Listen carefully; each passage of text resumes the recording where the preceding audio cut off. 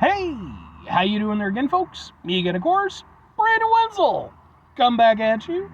Another offering off my sampler platter. Yes, indeed, folks. Sampler review series videos I've been doing for a little while now. I go over there, try out food and drink items. Eat stuff and drink stuff that, folks, I'm going to talk about stuff. I'm going to let you know all that you need to know about hopefully delicious stuff. That time I'm doing this, folks, I'm not going to lie. I'm doing a late night review. I don't do a lot of those because the lighting is terrible. But we'll get to that. Folks, it's a super simple format. I'm going to go over there. I'm going to try out food and or drink items for you. Whilst I'm doing so, I'm going to yammer on about it for a bit. Whilst I'm doing all that, I'm inside my truck. And whilst I'm doing all that, folks, I'm wearing a super cool shirt. Folks, when I wear super cool shirts, I always like to highlight the super cool shirt. What super cool shirt am I wearing for you today? It happens to be my boom, you can kind of see it, my Dropout Kings shirt, which I've worn this one in a few reviews. What are the Dropout Kings, though? Dropout Kings are a musical group. Some might even refer to them as a band. I ran into these guys a few years back. They were on tour with Head PE and Cultist Black. I'm always a fan of Head PE. I was just getting into Cultist Black at that point. I had no idea who these guys were. And because of that, I didn't realize how lucky I was that they were on tour with two other bands that I really liked. Because when they got on stage and started kicking ass, I was super into what they were doing.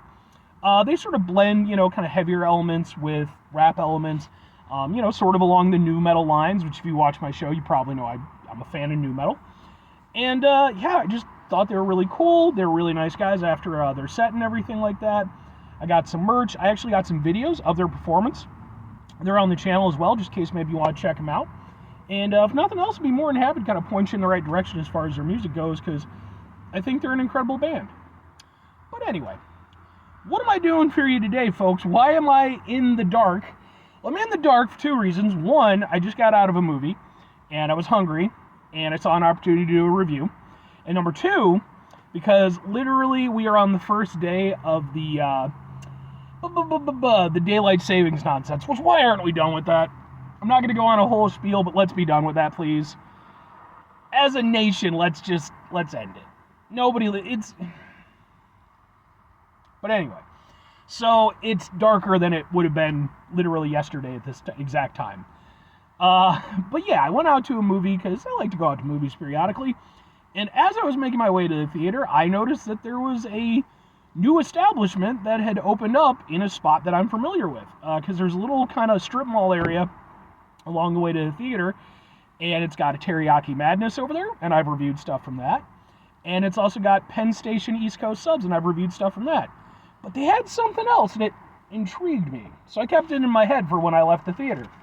And it happened to be from a place called Wing It On! Exclamation point! Because the exclamation point is in their name. And they encourage you to chicken like a champ. They're a wing place, and I review wings. I've reviewed stuff from Buffalo Wild Wings and Wingstop and Frying Wings. I like wings. So, what wings did I get? Well, I got 10 wings, and I got 2 flavors. I'm going to do 2 reviews for you guys. So, the first one that I think I'm going to hit are their Shogun wings, which I love the name of, which is a combination of their teriyaki with sort of a chili hit. So let's go ahead, and I got them bone in because, as you do, let's try to get a thing for the thing if we can. It's sort of like, yeah, the lighting is obviously going to be garbage, but it is what it is. Wait, maybe over here? Yeah. I'll have to try to color correct that. So let's try out some teriyaki wings. Alright. And these were like medium heat. Like they had a whole bunch of sauces, like ranging from normal to stupid hot. I got these were like dead in the middle.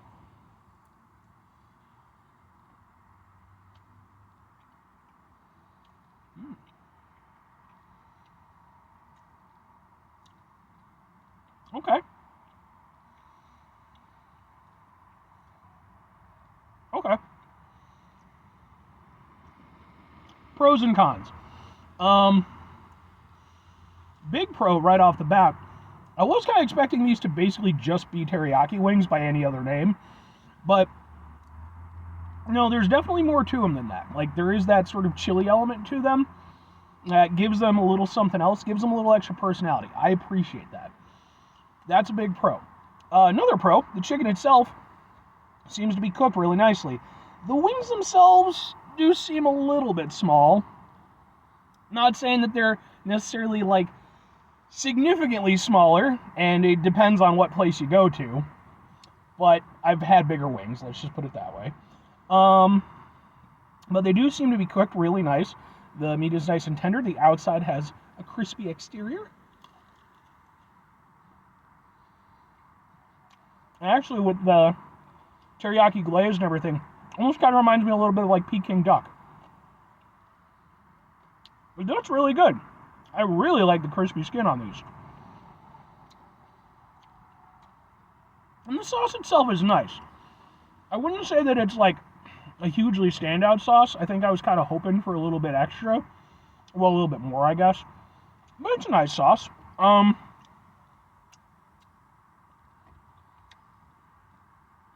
Yeah, okay. I will say this as a con. You know, being that these were, again, like dead middle in the heat scale, I wasn't expecting them to be particularly spicy. I did kind of expect they'd be maybe a little spicy.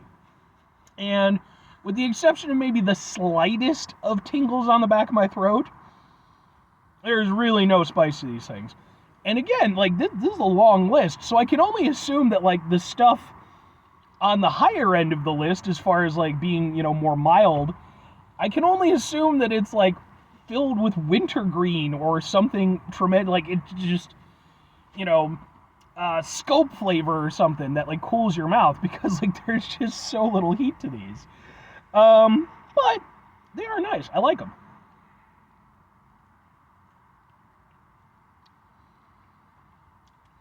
The sauce itself, a little bit of sweetness from that teriyaki. Plays nicely with the chicken.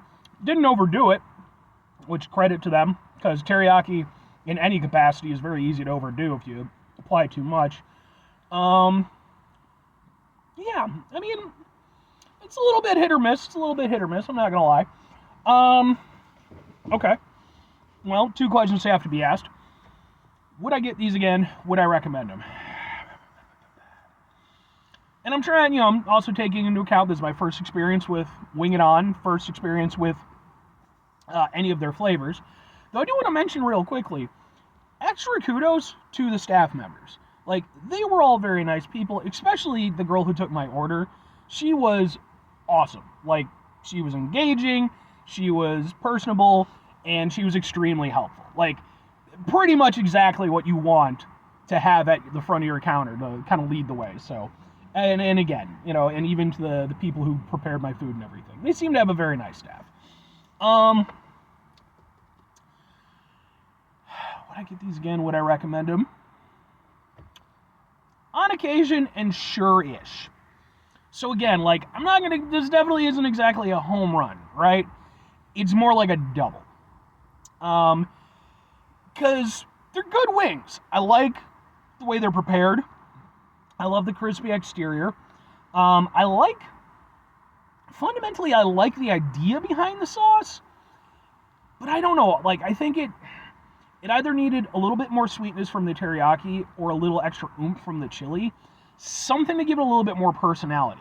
Because as it is, like, and again, it is dead middle in their flavors, that's kind of how it feels. Like, it feels very middle of the road. And especially for something you're calling Shogun wings, I mean, I know it's just a name, you know, but, like, come on, man, you know, like, I would expect some real badass, like, hardcore flavor. Didn't quite get there. But I don't dislike the flavor. Like, again, fundamentally, I'm enjoying it. I just think expectation versus reality, if you get what I'm saying there. And, you know, hopefully I'll be out this way again, you know, at some point in the future.